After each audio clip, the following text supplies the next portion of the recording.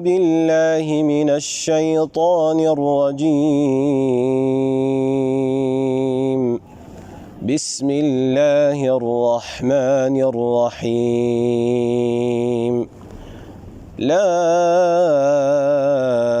أقسم بيوم القيامة ولا أقسم بالنفس اللوامة أيحسب الإنسان أن لن نجمع عظامه بل قادرين على أن نسوي بنانه بل يريد الإنسان ليفجر أمامه يسأل أيان يوم القيامة فإذا برق البصر وخسف القمر وجمع الشمس والقمر يقول الإنسان يومئذ أين المفر كلا لا وزر إلى ربك يومئذ المستقر ينبأ الإنسان يومئذ بما قدم وأخر بل الإنسان على نفسه بصيره ولو ألقي معاذيره لا تحرك به لسانك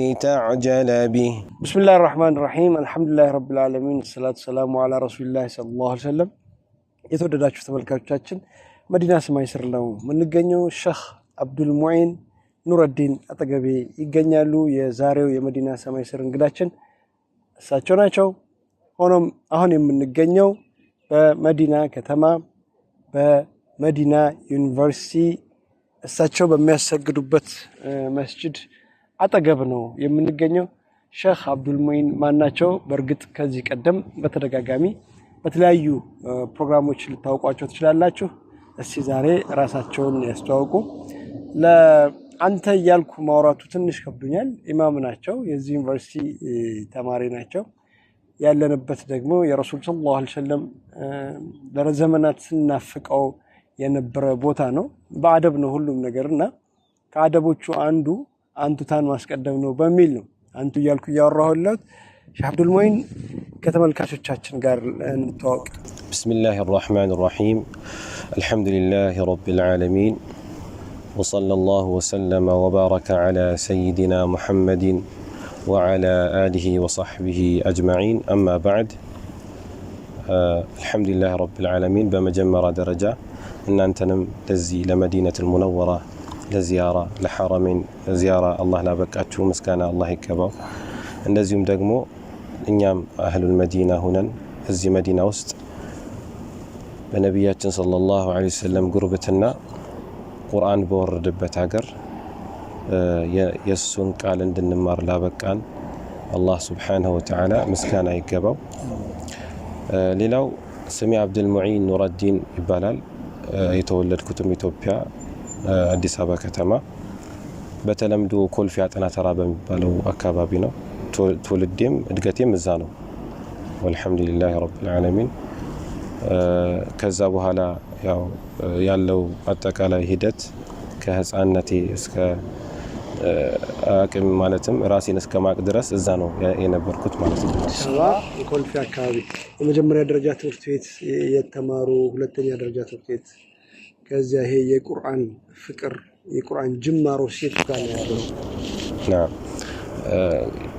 አስለን ቁርአን መጀመሪያ ያስጀመረኝ አባቴ ነው በልጅነታችን አባቴ በቁርአን በጣም ጠንካራ ሰው ነበረ እና ከህፃንነቴ ጀምሮ እኔም ብቻ ሳይሆን ቤተሰብ ሁላችንም ወንድሞቼንም እንደዚህም ደግሞ እህቶቼንም ሁሉንም በቁርአን ለማነጽ ይፈልጋል ከድሮም ጀምሮና እኔ አስቸጋሪ ሰው ነበርኩ ከሌሎቹ በተለየ ሁኔታ በህፃንነቴ አካባቢ የምታወቀው በማስቸገር ነበር በጣም አስቸጋሪ ነበርኩኝ እንደውም ከወንድሞቼ ከእህቶቼ ይልቅ በጣም ደካማ ነበርኩኝ ከሚገርመው ነገርና ቁርአን በጣም እንዲገባኝ እንዲገራልኝ ይደበድበኝ ነበር አባቴ ግን በቃ ምንም በቃ አልገራልኝም ነበርና ግን አላህ Subhanahu Wa Ta'ala ያው ለፈለገለት ሰው ነው የሚመርጠው ስለደበደብከው ወይ ደግሞ ስለተታገልክለት አይደለምና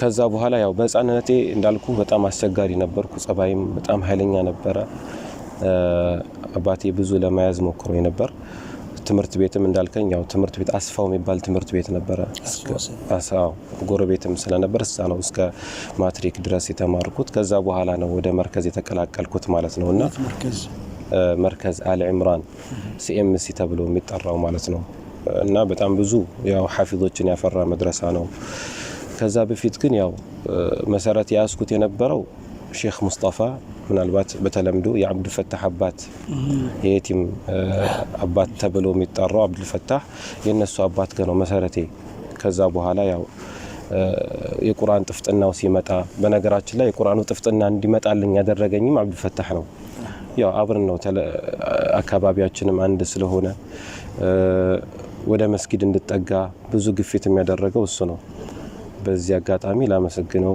ከአላህ Subhanahu Wa Ta'ala በኋላ ያው ወዳለው ማለት ነውና እሱ ብዙ ተማሪዎችንም ያው በቁርአን ላይ እንዲጠነክሩ አድርጓል ሌላው እዛ በልጅነቴ ብዙ ያጠናክረኝ ነበር ብዙ ለትምርት እንኳን ለማስተማር ደረጃ እንኳን ሳልደርስ አስተምር ብሎ ይገፋፋኝ ነበር ለምን አልፈታ ለምን የቁርአኑ ፍላጎቱ እንዲመጣ ያነሳሳኝ ነበር በዛ የተነሳ ነው ከቁርአን ጋር የነበረኝ ግንኙነት የጀመረው በጸነቴ ማለት ነው እና የአብዱል ፈታህ ወንድሞቹም ከነሱ ጋር ያው በጣም ብዙ ጠንካራ ግንኙነት ነበረን በቁርአን ወልሐምዱሊላህ ከዛ በኋላ ቀስ በቀስ ይያለ የቁርአን ውዴታው እየጨመረ መጣ ያ ውዴታ እየጨመረ ሲመጣ የአብዱል ፈታህ አባት እንዳልኩ የተለያዩ የቁርአን ትምህርቶችም በማየት እነሱ ጋር በደንብ እንድጠናከር አደረጉኝ የተለያዩ የፊቅህ ትምህርቶች ደግሞ በተለይ ፊቅህ ትምህርቶች የመጀመሪያ የሚባሉት በመዝሀብ ኢማም ሻፊዒ ሰፊና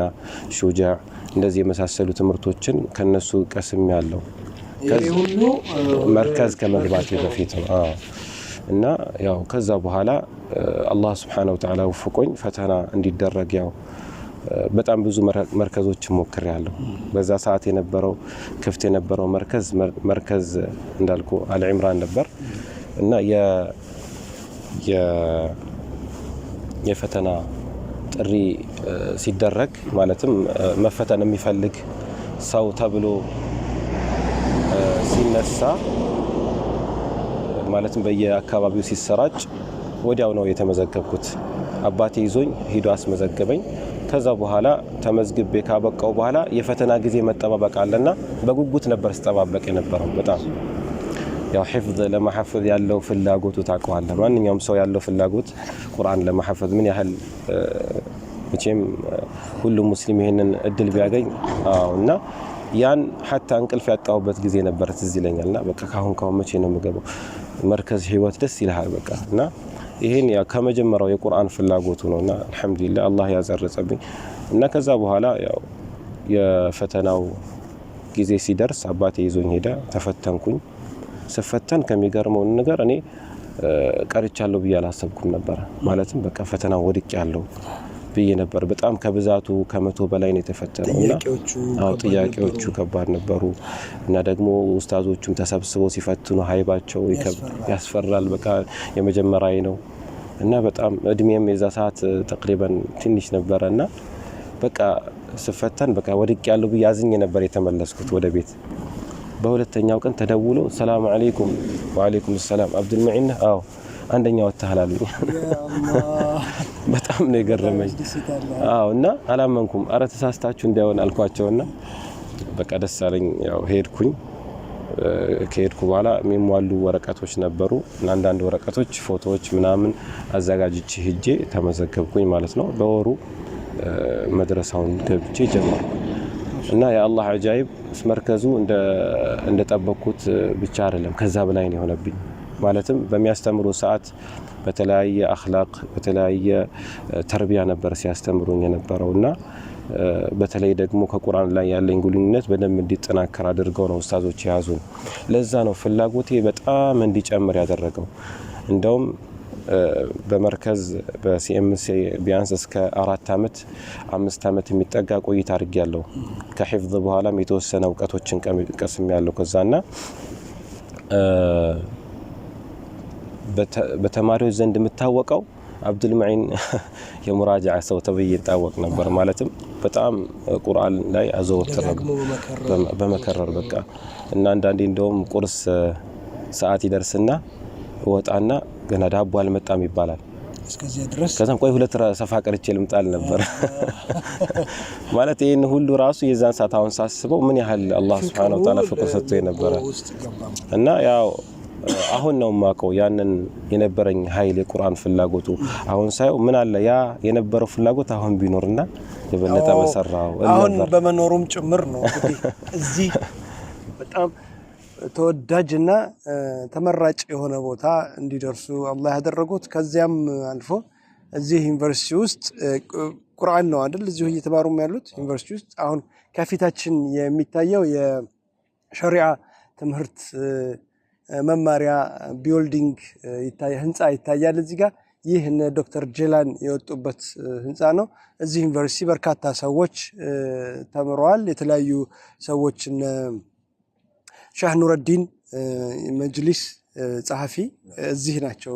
እዚህ ነው የተማሩት። እዚሁ ሸሪዓ ነው እዚሁ የተማሩት። ከዚያም አልፎ ተርፎ እርሶ ቁርአን ከመማር አሁን የ4ኛ ዓመት ተማሪ ኖት። ግን ደግሞ የዚህም መስጂድ ከጀርባችን የሚታየው መስጂድ ኢማምም ጭምር ነው። እነዚህን ሁሉ ነገሮች እያነሳን እንቀጥላለን። የተወደዳችሁ ተመልካቾቻችን ምናልባት ከጀርባችን የተለየ ድምጽ ልታዳምጡ ትችላላችሁ። የመኪና መሄድ ምናምን ዩኒቨርሲቲው ግቢው ውስጥ ያለውን ነውና መኪናውን ልናስቆመው አንችልም። ያለንበት ቦታ በጣም ስለተመቸን ስለወደድነው ጭምር ነው የዛሬውን መዲና ሰማይ ስር እዚህ ጋር ልናደርግ የፈለግነው። አልহামዱሊላህ ረብል ዓለሚን። ከዚያ በኋላ እንዴት የ2003 ወይም 2002 አካባቢ ሚሊኒየም አዳራሽ በተካሄደ የቁርአን ውድድር ተሳትፈው ነበር። ስለዚህ ጉዳይ እናንሳ። ተመርቀው ከወጡ በኋላ ይመስለኛል። አይ አልተመረኩም። የዛ ሰዓት 2000 ላይ መሰለኝ 2000 ላይ ነው። 2000 ይመስለኛል። የዛ ሰዓት የቁርአን ውድድር ሲደረስ ገና 20 ጁዝ ላይ ነበርኩኝ። ቁርአን እያሐፈዝኩ ባለሁበት ሰዓት በየመርከዙ የቁርአን ውድድር እንዳለ ያው ኡበይ ኢብኑ ከዓብ መድረሳ የቁርአን ውድድር ናዝሬት ማን ወልቂጤ ያንን እንትን ማስታወቂያ ሲያወጡ ወደኛ መድረሳ ደርሶ በዛ ሰዓት ጎበዝ ተማሪዎች ከሚባሉት ፈተና አድርገን እኔ 3 ልጆች ተመርጠን ሄደናል። ከዛ ውስጥ ያው 3ታችን አዲስ አበባ መጅሊስ ሄደን የቁርአን ውድድር አደረግን። ከዛ በኋላ ድጋሚ እኔ አንደኛ ወጣው። ድጋሚ ደግሞ አዲስ አበባን በመወከል ነው። አዲስ አበባን በመወከል ከ3ታችን አንደኛ ወጣው። ድጋሚ ያው ከአዲስ አበባ ደግሞ ተሰብስበው ከየመራኪዙ የሚመጡ አሉ። ከነዛም አወሊያ ተደረገ። ድጋሚ አወሊያም ከዛም አንደኛ ወጣው። ከዛ በኋላ ያው ከሁሉም አንደኛ የወጡት ነው መጨረሻ ላይ ያሸናፊዎች አሸናፊ ብለው አይደል ሚሊኒየም እንትን ያሉት። የዛ ሰዓት ያው ውድድር ፋይናል ላይ ተገናኘን። የዛ ሰዓት ሁለተኛ ወጣው ማለት ነው። ከመላው ኢትዮጵያ ሁለተኛ ወጣው። የተሸለሙት ምን ነበር? የዛ ሰዓት የተሸለምኩት 20,000 በኢትዮጵያ ብርና እንደዚሁም ደግሞ ኩቱብ ሲታ የሐዲስ ኪታቦችን ማለት ነው። እነ ቡኻሪ እነ ሙስሊም እነዚህ 6ቱ የሐዲስ ሊቃውንቶች የነሱን ኪታብ ሸልመውናል። እንደዚሁም ደግሞ አንደኛ ለወጡት ሐጅ ሸልመውታል። በዛ ሰዓት ብቻ በጣም ደስ ያ የተለየ ሞራል ሰጥቶት ያ ውድድር ከሚገርመው ስንት ነበር ወቅቱ? በዛ ሰዓት 19 እንደዛ አካባቢ ነበር። 19 እንደዛ አካባቢ ነበርኩና በጣም ተአሲር ነበረው። ማለትም ያ ፕሮግራም ለኔ ብቻ ሳይሆን ለህዝቡ መነቃቃት የሰጠ ነበር። ከዛ በኋላ ነው እንደውም የውድድር ነገር የተከፈተልኝ ማለት ይቻላል። ያን ውድድር አይቼ እንዴት ነው ኢትዮጵያን ወክዬ ደግሞ ወደ ዓለም አቀፍ ማላደርገው አገር አቀፉን ወደ ዓለም አቀፍ የሚለው አሰብኩኝ። እንደነየም አላህ Subhanahu Wa Ta'ala ወፍቆኝ ያው ከዛ በኋላ የመጀመሪያ ውድድር ያረኩት ዱባይ ነው። ከሀገር ውጪ ማለት ነው የመጀመሪያው ከሀገር ውጪ ዓለም አቀፍ። የዛ ሰዓት ውድድሩም ከመደረጉ በፊት ተመሳሳይ ነው። በቃ እንትኑ የውድድሩ ሂደት መጀመሪያ ከመርከዝ ተመረጥኩ። ከዛ በኋላ ሂጄ አዲስ አበባ ከአዲስ አበባ የመጡት መርከዞች ጋር አንደኛ ወጥቼ ድጋሚ ደግሞ ከክፍለ ሀገር አንደኛ የወጡት ጋር ድጋሚ ፈተና አድርገን ፌዴራል መጅሊስ ውስጥ ማለት ነው ያንን ውድድር አልፌ አንደኛ ወጥቼ ከዛ በኋላ ነው መጨረሻ ላይ ወደ ዱባይ ሄድኩት። የዛ ሰዓት ያው እንደ ዓለም አቀፍ በጣም ከባድ ነው የመጀመሪያ ውድድርም ስለሚሆን። ከስንት ሀገር የመጡ ሰዎች ነበሩ? ቃሪያዎች ነበሩ? ከዓለም ከ98 ሀገር ነው የመጣው ማለት 98 ሀገር እያንዳንዱ አንዳንድ ሐፊዝ ማለት ነውና 2012 ላይ ነበርና በጣም ደስ ይላል። ያው ሱብሃንአላህ ያው እኔ በዛ ሰዓት የሄድኩበትም ሁኔታ ትንሽ አስቸጋሪ ነበር።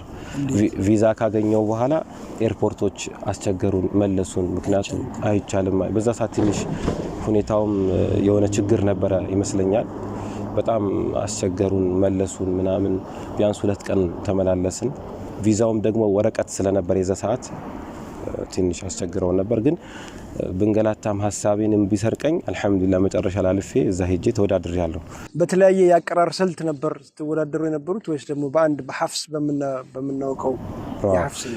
በዛ ሰዓት ያው የሚፈትኑን ኦሬዲ እንትን ነው በምንችለው ሪዋያ ነው። ዋናው ነገር አንተ ፈተናውን 3ቱን ጥያቄ ማለፍ ነው። ግን በየትኛውም ቅራት ብታነብላቸው ችግር የለም።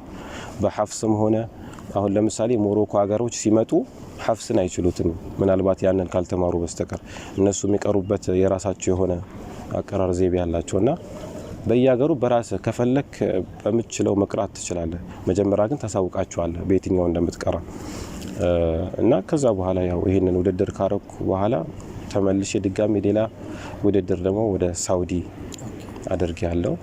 ሳውዲ እዚህ ዩኒቨርሲቲ ከመግባቴ በፊት ማለት ነውና ከዛ በኋላ ሱዳንም አድርጌያለሁ። ከዛ በኋላ ነው ደረጃ ነበረው ጥሩ ነበር። አዎ እዛኔ 13ኛ አግኝቻለሁ አልহামዱሊላህ። ሱዳን ነው ሱዳን።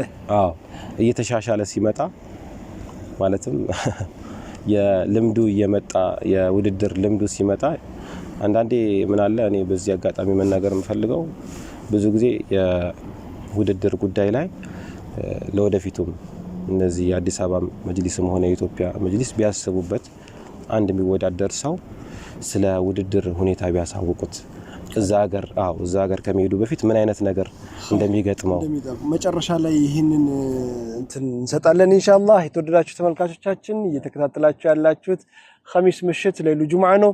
ካፍታ ቆይታ በኋላ ተመልሰን እንመጣለን። መዲና ሰማይ ስር ነው ፕሮግራማችን ያለነውም መዲና ሰማይ ስር ነው። ካፍታ ቆይታ በኋላ ስለ መዲና ዩኒቨርሲቲም ሆነ ስለ መዲና አጠቃላይ የሆኑ ነገሮች እናወጋለን። አብራችሁን ቆዩ።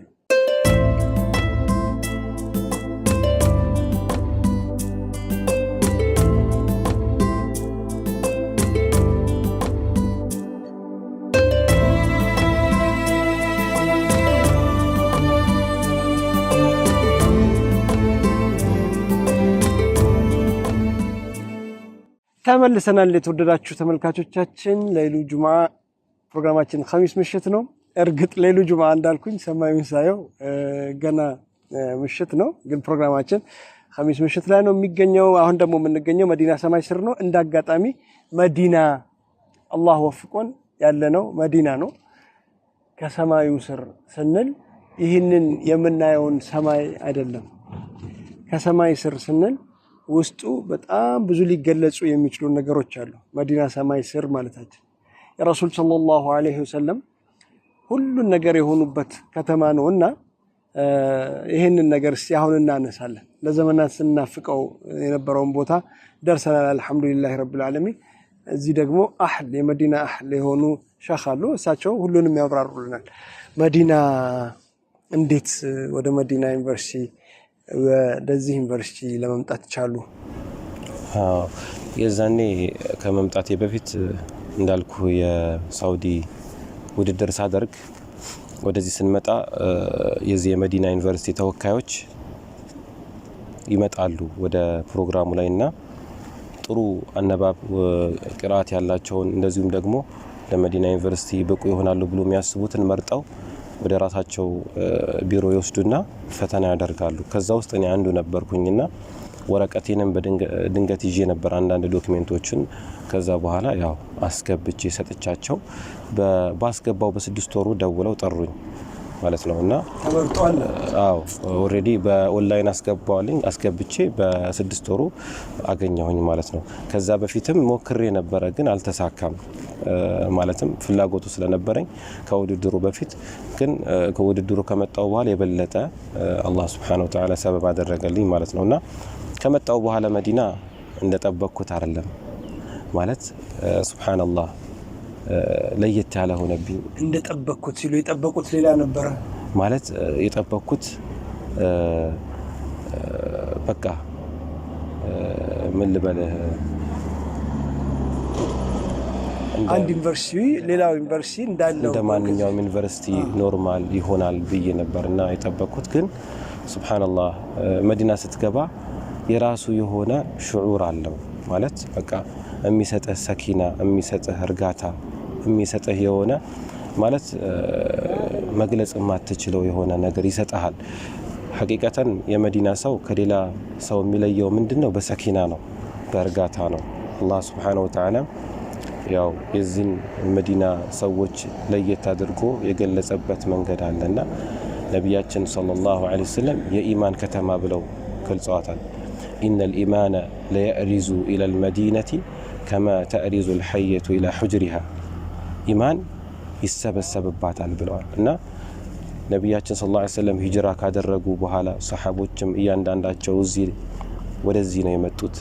እንደዚሁም ደግሞ ከመጡ በኋላ የተለያዩ ማለት ነው ኹለፋኡ ራሺዲን ከዛ በኋላ የመጡትም አጠቃላይ ሰሃቦች እዚህ ነው የተሰበሰቡት።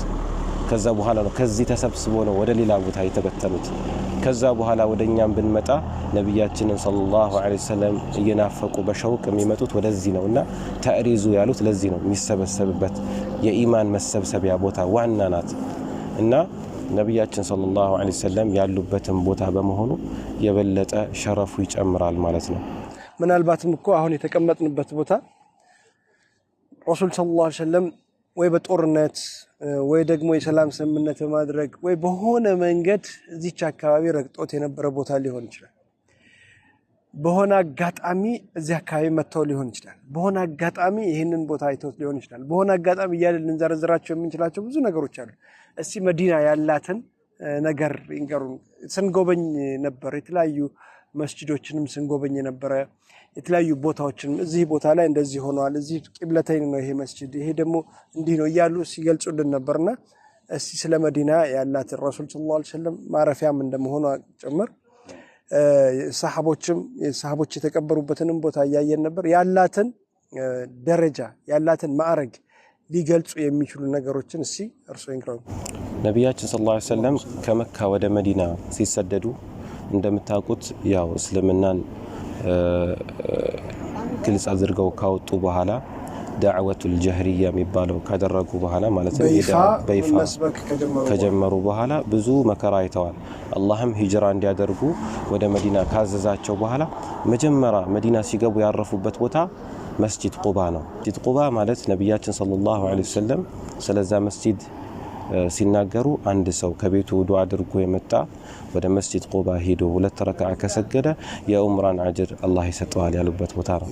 ቁርአን ላይ አላህ Subhanahu Wa Ta'ala አወሉ መስጂድን ኡሲሳ ዐለ ተቅዋ በተቅዋ የተመሰረተ መስጂድ ብለው አላህ ቁርአን ላይ ጠቀሰው ማለት ነውና ያንን ከገቡ ካረፉ በኋላ በመንገዳቸው እንደምታውቁት መስጂድ አልጁምዓ የሚባልም አይታችሁታልና ያ መስጂድ አልጁምዓ የመጀመሪያ ጁምዓ የሰገዱበት ነው። ተመልከቱ አሁን የመዲና የመጀመሪያ ህይወታቸውን የጀመሩበት ማለት ነው።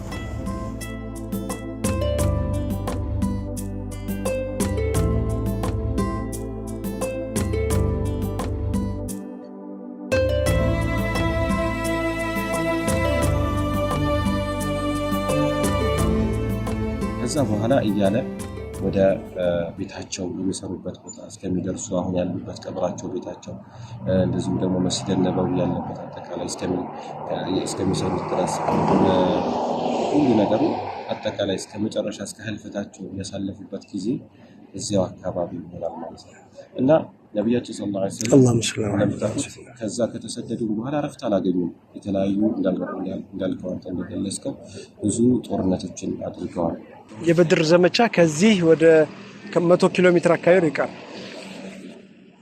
ሑድ ግን እዚህ ጋር በቅርበት ነው። ነገር ግን አላህ Subhanahu Wa Ta'ala የኡሁድ ዘመቻ እንደምታውቀው ማሸነፍም መሸነፍም የሌለበትም ቢሆን ግን ትምህርት ወስደውበት ያለፉበት ዘመቻ ነው። ነብያችን ሰለላሁ ዐለይሂ ወሰለም በጦርነቱ ላይ በጣም ብዙ ጉዳት የደረሰባቸው ጥርሳቸው የተሰበረበት እና ሰይድና ሐምዛ ረዲየላሁ ዐንሁ ሸሂድ የሆነበት የተለያዩ ሰሃቦች ወደ 60 የሚጠጉ ቀስተኛ ተራራ ላይ አትውረዱ ብለው ያዘዙባቸው ሸሂድ የሆኑበት እና ኻሊድ ኢብኑ ወሊድ እስልምና ከመቀበላቸው በፊት ያው ጥቃት አድርሰው እንግዲህ ያሏቸው ቦታ ነውና በጣም ትልቅ ተአሲር አለው። ለምን አንደኛ በዛ ሰዓት ሰሃቦች ነብያችን ሰለላሁ ዐለይሂ ወሰለም ያዘዟቸውን ትእዛዝ ጥሰው በመውረዳቸው ምን ያህል ትምህርት የወሰዱበት ነው። ምክንያቱም አላህ ቃል ኪዳን ገብቼላችሁ ነበር ብሏል ሱረቱ አለ ኢምራን ለቀድ ሰደቀኩሙላህ ወዐደሁ ኢዝ ተሑሱነሁም ቢኢዝኒ ቃል ኪዳን ገብቶላችሁ ነስሩ ሊሰጣችሁ ነበር። በዛ ሰዓት እየገፉ ነበር እንደው ሱብሃንአላህ ያኒ ሰሃቦቹ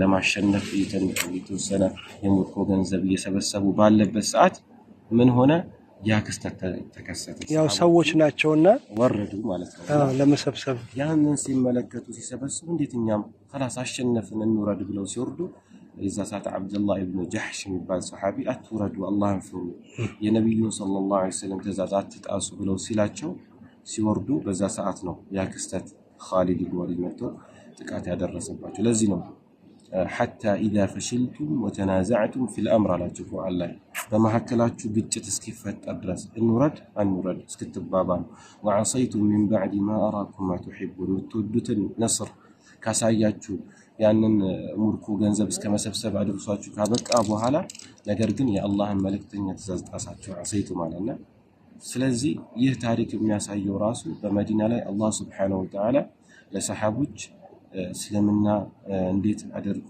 ማካሄድ እንዳለባቸውና የነብዩን ሰለላሁ ዐለይሂ ወሰለም ትእዛዝ እንዴት መጣስ እንደሌለባቸው አሳይቷቸዋል። እና ያ ሁሉ ደም የፈሰሰው ሰሃቦች ያ ሁሉ ጦርነት የተደረገው ሁሉ ለማን ነው ከተባለ ለኛ ይሄንን እስልምና በሰላም እንዲደርሰን ነው። ያ ሁሉ ሸሂድ የሆኑት የነ ሰይድና ሐምዛ ረዲየላሁ ዐንሁ ቀብሩ እንዳያችሁት የብዙ ሰሃቦች የ10,000 ሰሃቦችን ቀብር አይተናልና ጀዛከላህ ብዙ ነገር አስታወስከን። እዚህ ዩኒቨርሲቲ ከገቡ በኋላ ምንድነው የተለየው ነገር? ምን አገኙ? እንደው በጣም ደስተኛ ነው እዚህ ዩኒቨርሲቲ በመግባታው? ይሄ በጣም ጥሩ ጥያቄ ነው ጠየቀኝ። ምክንያቱም እንደምታውቀው ቁርአን መሐፈዝና የቁርአን ሐፍዘሃል ምስክር ወረቀትና ቁርአንን ማለት ነው ልክ ነብዩ እንደቀሩት ቀርተሃል ባለው ምስክር ይለያያል። አሁን እኔ ሀገር ውስጥ ያለው ቁርአንን ሐፍዤ መሐፈዜ ምስክር ወረቀት ተሰጥቶኛል። ግን ይሄ የሐፈዝኩትን ቁርአን ግን እንደ ነብዩ በሚገባ ሰሃቦች እንደቀሩት ቀርተሃል ግን ምስክርን ወረቀትን አላገኘሁም። ይህ ደግሞ ራሱን የቻለ አንድ ስራ ነው ማለትና ከዛ ከመጣው በኋላ ያው ፊልዴም የነበረው በቁርአን ስለነበረ አላህ Subhanahu Wa Ta'ala ወፍቆኝ ቁርአንን እዚሁ በዛው ፊልድ እንደቀር ኩልየቱል ቁርአን ይሄኛው እንደምትመለከቱት ኩልየቱል ቁርአን ወድራሳት እስላሚያ ይሄ የእናንተ ካምፓስ ይሄኛው የኛ ነው ማለት ነው። እዚህ ቢያንስ ወደ 4 አመት የሚሆን ቆይታ አድርጋለሁ።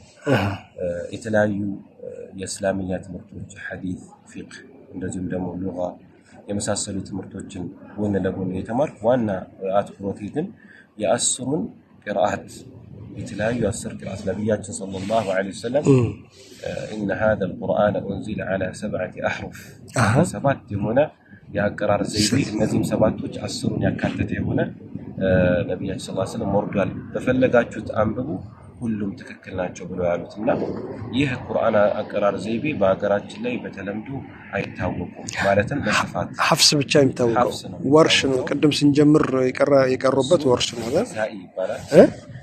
ሪዋት ቂራአት ኪሳኢ ይባላል። ኪሳኢ ከአስሩ አንዱ ነው የጀመሩበት ማለት ነው። እሺ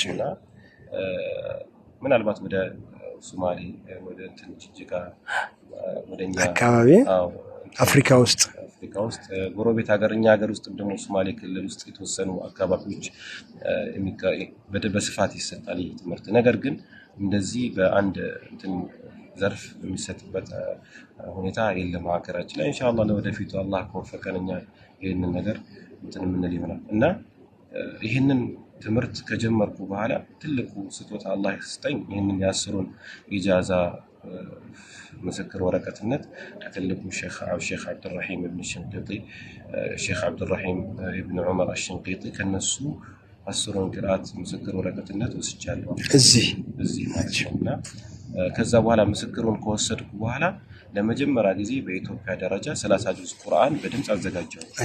ይሄ ደግሞ ትልቅ ነገር ነው። ይሄ ማንንም አላዘጋጀው ማለት በኢትዮጵያ ደረጃ ማንንም አላዘጋጀው። ምክንያቱም ራሱ 30 ጁዝ ማዘጋጀት በጣም ብዙ ልፋት ይፈልጋል። ለምን ቁርአን የአላህ ቃል ደግሞ እንደማንኛውም ነገር ዝም ብለህ ወጥተህ ብቻ በራስህ የምትለው ነገር አለ። ፍቃድ ይፈልጋል። እንደዚሁም ደግሞ እያንዳንዱን ነገር ሳታስተካክል ለሰዎች ማሰራጨት ራሱ ወንጀል ነው። ይሄንን ሁሉ ኃላፊነት ወስደህ ነውና በጣም ትልቅ ከባድ የሆነ ኃላፊነት ነበረ እንትን ያልኩት ወደ 2 ዓመት ይሆናል የፈጀ። አሁን ተሰራጭቷል በኢንተርኔት አሁን ኦሬዲ አልহামዱሊላህ በዩቲዩብ አለ ቻናሉ ኢንሻአላህ ምናልባት ዩቲዩብ ቻናሉ ያገኙት ኢንሻአላህ ተዓላ ምን በሚል ቃሪ አብዱል ሙዒን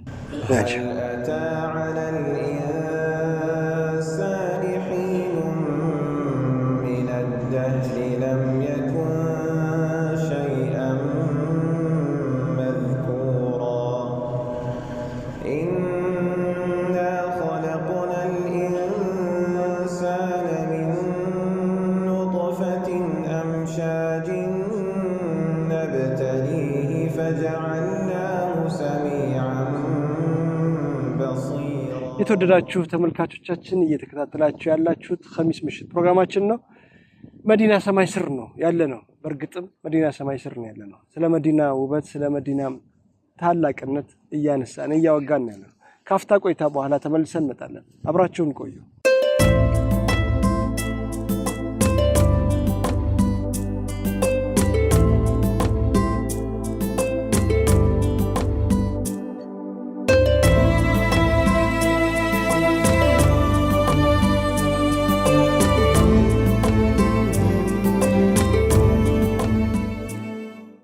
ተመልሰናል። የተወደዳችሁ ተመልካቾቻችን መዲና ሰማይ ስር ነው ያለነው። በእርግጥም መዲና ውስጥ ነው ያለነው።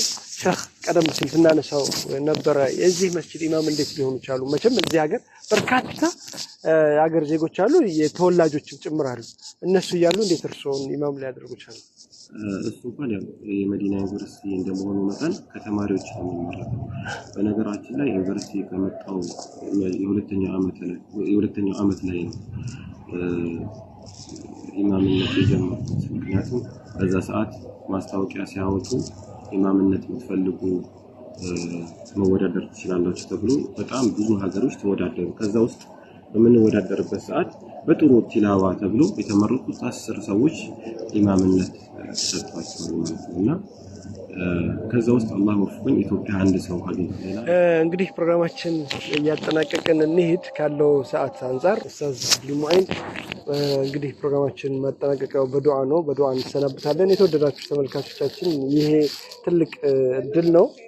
አልহামዱሊላህ እዚህ ለመግባት የምትፈልጉ ከሆነ በተለያዩ የሂፍዝ ማዕከላት ያላችሁ ፕሮሰሱን አሟልታችሁ ሼህ አብዱል ሙዒን የደረሱበት ሌሎችም ቃሪዎች የደረሱበት ለመድረስ የየራሳችሁን ጥረት እንድታደርጉ ነው አደራውን ያስተላልፉት። በዱዓ እንውጣ።